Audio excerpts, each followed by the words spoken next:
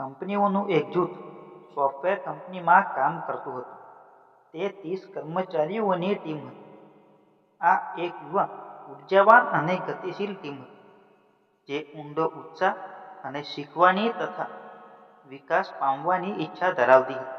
મેનેજમેન્ટે કર્મચારીઓને સમસ્યાઓનું વાસ્તવિક સમાધાન શોધવા વિશે શીખવવાનું નક્કી કર્યું. આ ટીમને બેન્ક્વેટ હોલમાં રમત રમવા માટે બોલાવવામાં આવી હતી.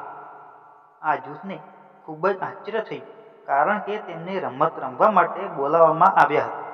બધા જુદા જુદા વિચારો સાથે સ્થળ પર પહોંચ્યા. હોલમાં પ્રવેશતાની સાથે જ તેમણે જોયું કે હોલ બધે જ રંગબેરંગી સુબોધાત્મક કાગળો અને ફુગ્ગાઓથી સુંદર રીતે શણગારવામાં આવ્યો હતો. તે કોર્પોરેટ મીટિંગ હોલ કરતાં પણ વધારે તો કોઈ બાળકના પ્લે એરિયા જેવું હતું.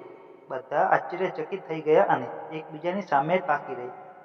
વળી હોલની વચ્ચોવચ્ચ ફુગ્ગાઓનું એક મોટું બોક્સ મૂકવામાં આવ્યું હતું. ટુકડીના નેતાએ દરેકને બોક્સમાંથી એક ફુગ્ગો પસંદ કરવાનું કહ્યું અને તેને ફૂંકી મારવા કહ્યું. દરેક વ્યક્તિએ ખુશીથી એક ફુગ્ગો પસંદ કર્યો અને તેને ફૂંક્યો. પછી ટીમ લીડરે તેમને તેમના ફુગ્ગા પર તેમના નામ લખવાનું કહ્યું, જેથી ફુગ્ગાઓ ઉડી ન જાય. બધાએ ફુગ્ગા ઉપર પોતાના નામ લખવાનો પ્રયત્ન કર્યો, પરંતુ બધા સફળ ન થયા. દબાણને કારણે કેટલાક ફુગ્ગાઓ ઉડી ગયા અને તેમને બીજા બલૂનનો ઉપયોગ કરવાની બીજી તક આપવામાં આવી. જેઓ બીજી તક પછી પણ પોતાનું નામ અંકિત કરવામાં નિષ્ફળ રહ્યા હતા, તેઓ રમતમાંથી બહાર થઈ ગયા હતા.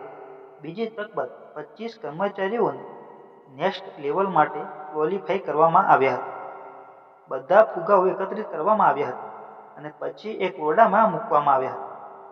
ટુકડીના નેતાએ કર્મચારીઓને ઓરડામાં જવાની અને તે જ ફુગ્ગો પસંદ કરવાની જાહેરાત કરી કે જેના પર તેનું નામ હતું. વળી તેમણે તેમને કહ્યું કે કોઈ પણ ફુગ્ગો ફૂંકવો જોઈએ નહીં અને તેમને ખૂબ સાવચેત રહેવાની ચેતવણી આપી. તમામ 25 કર્મચારીઓ રૂમમાં પહોંચ્યા હતા, જ્યાં તેમના નામવાળા ફુગ્ગાઓ અહીં અને ત્યાં ફેંકી દેવામાં આવ્યા હતા.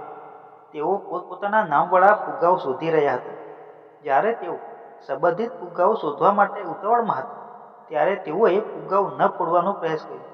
તે લગભગ 15 મિનિટનો સમય હતો અને કોઈ પણ પોતાનું નામ વહન કરતો ફુગ્ગો શોધી શક્યું નહીં. ટીમને કહેવામાં આવ્યું હતું કે રમતનું બીજું સ્તર સમાપ્ત થઈ ગયું છે. હવે તે ત્રીજું અને અંતિમ સ્તર છે. તેઓએ કર્મચારીઓને ઓરડામાં કોઈ પણ બલૂન પસંદ કરવા અને બલૂન પર નામવાળી વ્યક્તિને આપવા જણાવ્યું. થોડી જ વારમાં બધા ફુગ્ગાઓ સંબંધિત કર્મચારીના હાથમાં પહોંચી ગયા અને બધા હોલ પહોંચી ગયા. ટીમ લીડરે જાહેર કરી, આને સમસ્યાઓના સાચા ઉકેલો કહેવામાં આવે છે. દરેક વ્યક્તિ આદર્શ રીતોને સમજ્યા વિના સમસ્યાઓના નિરાકરણ માટે ઉત્તમપણે સ્વીકાર કરે છે. ઘણી વખત બીજાની વહેંચણી અને મદદ કરવાથી તમને બધી જ સમસ્યાઓનો સાચો ઉકેલ મળે છે. વસ્તુઓને સરળ બનાવવા માટે એકબીજાને મદદ કરો.